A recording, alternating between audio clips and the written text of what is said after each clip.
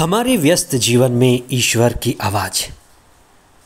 कई लोगों को दूसरों का जीवन, दूसरों का काम, दूसरों का व्यवसाय, दूसरों का घर, दूसरों के रिश्ते बड़े सुंदर और आकर्षक लगते हैं, लेकिन अपना जीवन व्यर्थ और बोझ लगता है।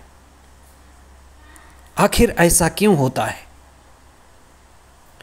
ऐसा इसलिए क्योंकि जो दूसरों के जीवन को बड़े आकर्षक और सुंदर देखते हैं, वे ये समझते हैं कि हमारा जीवन रेडीमेड है। सभी को रेडीमेड जीवन मिलता है, पर ऐसी बात नहीं है। हमारा जीवन रेडीमेड नहीं है। जिनका जीवन बड़ा आकर्षक और सुंदर लगता है, उनका जीवन भी रेडीमेड नहीं है।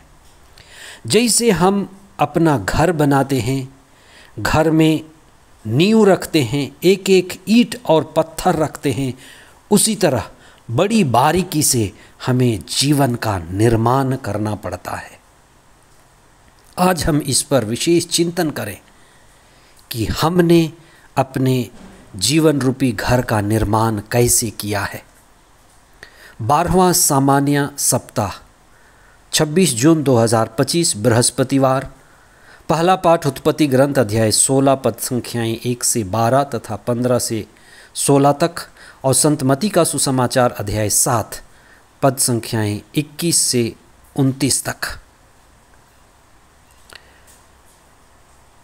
जब भी हम किसी देश में जाना चाहें, उस देश में प्रवेश पाना चाहें, तो हम उस देश के राष्ट्रपति या प्रधानमंत्री के नाम को जपते रहें, उनका बार बार नाम लेते रहें, तो क्या हमें उस देश में प्रवेश मिल जाएगा? उस देश का वीज़ा मिल जाएगा? नहीं, ऐसा नहीं होगा। हमें एक विशेष प्रक्रिया से गुजरना पड़ेगा। किसी भी देश में जाने के लिए एक निर्धारित प्रवेश प्रक्रिया है। इसी तरह से ईसा ने कहा कि तुम सिर्फ प्रभु प्रभु कह करके, राजा या राष्ट्रपति का नाम लेकर के मेरे राज्य में प्रवेश नहीं कर सकते। मेरे राज्य में प्रवेश पाने के लिए तुम्हें एक प्रक्रिया से गुजरना पड़ेगा, और इस प्रवेश प्रक्रिया की समझ बढ़ानी पड़ेगी। आज हम इस पर चिंतन करें। आप किसी भी सफल से सफल व्यक्ति के जीवन को देखें, चाहे वो फिल्मी जगत का हो, खेल जगत का हो, या राजनीतिक क्षेत्र का हो। व्यक्ति बहुत सफल होगा, लेकिन उसके बच्चे उसी की तरह से सफल होंगे, ऐसा नहीं है। बहुतों के सफल माता पिता के असफल बच्चे हैं, क्योंकि जीवन व्यक्तिगत निर्माण पर निर्भर करती है। हमारे जीवन का निर्माण व्यक्तिगत है कि हमने उसे किस तरह से निर्मित किया है। आज के सुसमाचार में ईसा ने स्वर्ग राज्य में नागरिकता पाने की प्रक्रिया को बारीकी ढंग से बताया है कि कैसे दो तरह के लोग हैं, एक समझदार और दूसरे मूर्ख। ईसा ने बहुत ही साधारण ढंग से इस बात को कहा है कि कई लोगों को अपना जीवन व्यर्थ और बेकार लगता है,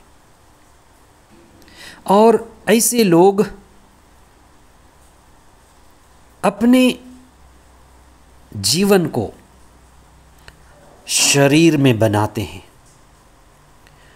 अपना समय बुद्धि में, अत्यधिक समय संसार में लगाते हैं। तो शरीर, मन और संसार में घर बनाना बालू में घर बनाने के जैसे है।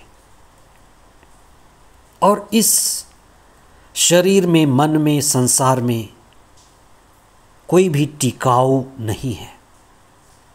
जैसे कोरोना जैसे महामारी आई आंधी की तरह, कोई भी आर्थिक नुकसान हुआ बाढ़ की तरह, और कई लोगों के शरीर की सुंदरता गई तो फिर कोर्ट में तलाक की बाढ़ आ जाती है। तो ये बीमारी, आर्थिक नुकसान, तलाक घर से टकराते हैं। और ऐसे लोग जो बालू पर अपना घर बनाए हैं, उनका घर ढह जाता है। आप कई लोगों के जीवन में जिन्होंने बालू पर घर बनाया था, घर को ढहते हुए देख सकते हैं।